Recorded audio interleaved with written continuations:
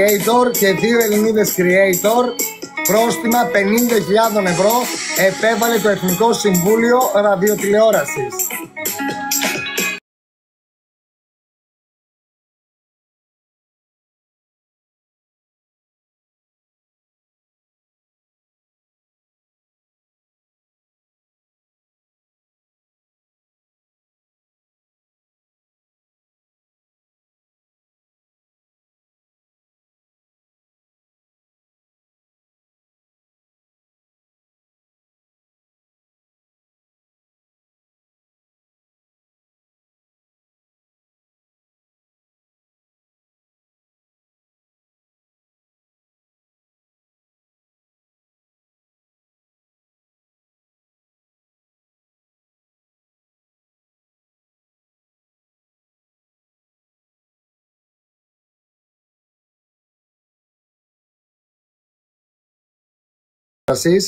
Σε συνεργασία με την άλλη υπηρεσία που ελέγχουν πλέον και το TikTok στην Ελλάδα, το οποίο κυβερνοασφάλεια λέγεται.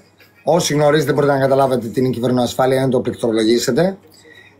Έχει ζητήσει το ΕΣΟΥΡΟΥ μες στην απόφασή του, προκειμένου σε κάποιους από αυτούς να ταυτοποιηθούν τα πρόσωπα και τα προφίλ τους να διαγραφούν διαπαντός, γιατί οι αισχρές, οι εκφοβισμές, οι απειλές σε πρόσωπα, η βία και το σεξουαλικό πορνό περιεχόμενο, παιδιά, τελειώσαν τα αστεία. Όπως είναι τα πρόστιμα από την εφορία, έτσι βεβαιώνονται και τα πρόστιμα στο Εθνικό Συμβούλιο Ραδιοτηλεόρασης. Υπάρχει μια δύναμη. Έχουν αγριέψει όντως και τα μπάνα, ξέρετε, σχετίζονται και με τους νέους κανονισμούς, γιατί το ΕΣΟΥΡΟΥ σε συνδυασμό με την κυβερνοασφάλεια, η οποία, παιδιά, είναι από τον Ιούλιο και έχει ενεργοποιηθεί, που μας πέρασε, έχει γίνει κόλαση λίγο. Θα δούμε πολλά πράγματα πλέον από εδώ και πέρα. Εγώ σκεφτείτε, χθες με το θέμα του Λοεάνη που έφαγα περιορισμό, έκλεισα κατευθείαν το live, λώντας έσοδα μέσα από μια εφαρμογή εσόδων.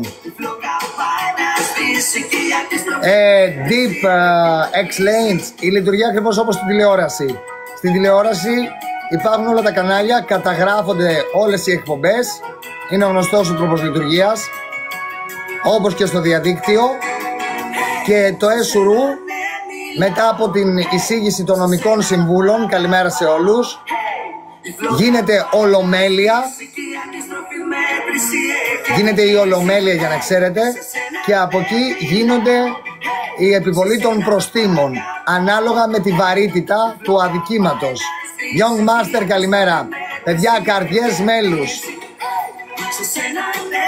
Εθνικό Συμβούλιο Ραδιοτηλεόρασης σημαίνει, που ελέγχει πλέον τον τύπο, όχι τώρα, χρόνια. Είναι ανεξάρτητη αρχή, παιδιά.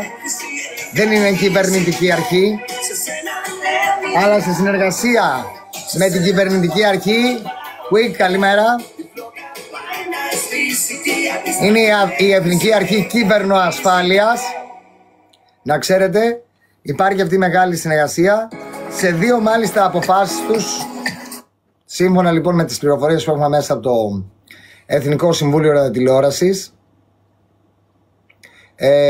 το ΕΣΟΥΡΟΥ έχει ζητήσει προκειμένου να επικοινωνήσουν με τα κεντρικά του TikTok, ώστε οι συγκεκριμένοι λογαριασμοί σε 2 από τους 4 creator, οι 2 είναι Έλληνες, οι 2 είναι άντρες και οι 2 είναι γυναίκες, να μην μπορούν πλέον να δημιουργήσουν και να έχουν, να το τονίσω αυτό, πρόσβαση πλέον στους λογαριασμούς τους. Δηλαδή, όσα προφίλ και να μπορέσουν να δημιουργήσουν. Ο αρχηγός είναι πάρα πολύ έξυπνος, ξέρει πώς λειτουργεί το εθνικό, πώς λειτουργεί το ΕΣΟΥΡΟΥ, τα γνωρίζει από το YouTube. Άρα, και να ξέρετε, αν ήταν για τον αρχηγό, θα τον είχα πάρει ήδη ο πρώτος τηλέφωνο. Να ξέρετε, να του πω, Μιχάλη, χτυπάει η καμπάνα. Λοιπόν, δεν είναι ο Μιχάλης, παιδιά. Δεν είναι ο Μιχάλης, γιατί ο Μιχάλης δεν προτρέπει σε βία, δεν εκφοβίζει. Κάνει παιχνίδια, είναι τελείως διαφορετικό ο εκφοβισμός, ο τραμπουκισμός, οι απειλές. Μιχάλη, επιβλήθηκαν 4 πρόστιμα από το Εθνικό Συμβούλιο Ραδιοτηλεόρασης σε 2 Έλληνες creator, άντρες, και σε 2 γυναίκες για προτροπή με σεξουαλικό περιεχόμενο προκειμένου να αποκομίσουν έσοδα από το TikTok.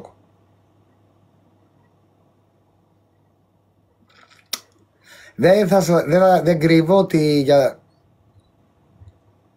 TikTok battles, Μιχάλη, TikTok battles. Να σου πω την αλήθεια, για να είμαι ειλικρινής, καιρός ήτανε σε 2 άτομα να συμβεί αυτό. Πολύ μεγάλη ανοχή. Έχουν επιδείξει κάποιοι και τα βαφτίζουμε όλα troll content, κάποιοι, ή μετά το αλλάζουμε, ξέρετε, κάναμε πλάκα, ήταν αυτό, πολύ τραμπούκι. Ο τραμπουκισμός και ο εκφοβισμός και οι απειλές δεν είναι πράγματα τα οποία συνδυάζονται. Και φυσικά οι γυναίκες οι οποίες βγαίνουν στο TikTok βγάζοντας τα πάντα έξω για να προκαλέσουν δωρητές να πετάνε χρήματα, τώρα θα πρέπει να έχουν πολλούς δωρητές, γιατί τα πρόστιμα είναι αρχή. Στις δύο αποφάσεις του Εθνικού Συμβουλίου Ραδιοτηλεόρασης, σε συνεργασία με την Εθνική Αρχή Κυβερνοασφάλειας, να γνωρίζετε ότι ζητάει το ΕΣΟΥΡΟΥ άμεσα να επικοινωνήσουν με το TikTok προκειμένου οι λογαριασμοί τους να τερματιστούν για πάντα. Τι σημαίνει αυτό? Ότι δεν θα μπορούν να ξαναδημιουργήσουν νέο λογαριασμό όσα προφίλ και αν κάνουν, γιατί θα ταυτοποιούνται πλέον, όπως είναι ταυτοποιημένα τα περισσότερα προφίλ, για να μπορούν να συμμετέχουν στο community. Τα πρόστιμα τα πρώτα μπορώ να σας πω ότι είναι και light από το ΕΣΟΥΡΟΥ. Πολύ light, 50.000 νομίζω είναι light μπροστά σε κάποιους που έχουν βγάλει αρκετά χρήματα από εδώ μέσα. Θέλει μεγάλη πλέον προσοχή. Είχαμε τονίσει, εγώ νομίζω ότι σας είχα ενημερώσει πρώτος ότι υπάρχει αυτό το θέμα και ότι θα εφαρμοστεί. Κάποιοι το αγνοήσανε, κάποιοι κάναν πλάκα. Το ΕΣΟΥΡΟΥ δεν λειτουργεί με καταγγελία. Δεν μπορώ να πάρω να καταγγείλω εγώ παράδειγμα το Φρουθιώτη, για να καταλάβετε. Αυτό δεν γίνεται. Το ΕΣΟΥΡΟΥ βλέπει όπως βλέπει στην τηλεόραση ή όπως βλέπει στο YouTube, και πάνω σε αυτό το κομμάτι, λοιπόν, και σύμφωνα με το νομικό πλαίσιο που έχει το Εθνικό Συμβουλίο Ραδιοτηλεόρασης, γίνεται μια εισήγηση ότι αυτό το πρότυπο live που βγάζει έσοδα, χρήμα δηλαδή, βγάζει χρήμα, αυτό γίνεται με συγκεκριμένο δόλο, δεν είναι τρόλ, είναι τραμπουκισμός, είναι απειλές και κάποιες άλλες κυρίες οι οποίες κάνουν προκλητικό άσεμνο live προκειμένου να αφαιμάξουν με πολύ συγκεκριμένο τρόπο χρήματα. Να ξέρετε ότι στα συγκεκριμένα προφίλ τα πρόστιμα είναι 50.000 ευρώ, θα βεβαιωθούν στο τάξης. Νομίζω ότι παλιοί εδώ πέρα, όποιος το ΕΣΟΥΡΟΥ το ορίζει, το ΕΣΟΥΡΟΥ έχει δική του κρίση, είναι ανεξάρτητη αρχή. Δεν είναι μια αρχή η οποία λες εσύ τι είναι άσεμνο. Εγώ μπορώ να θεωρώ άσεμνο εμένα. Παράδειγμα, λέω ότι η μπλούζα αυτή είναι άσεμνη. Ή όταν κάνω αυτό εδώ μπροστά στην κάμερα, είναι σεμνό ή άσεμνο. Είναι τελείως διαφορετικό.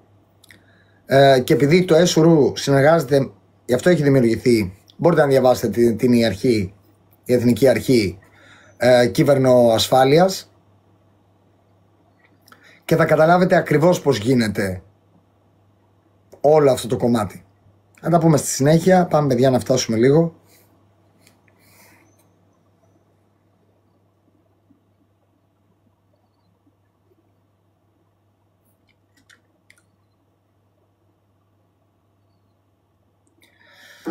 Ελευθερία να διαλέξεις αυτό που θες. Κοιτάξτε, επειδή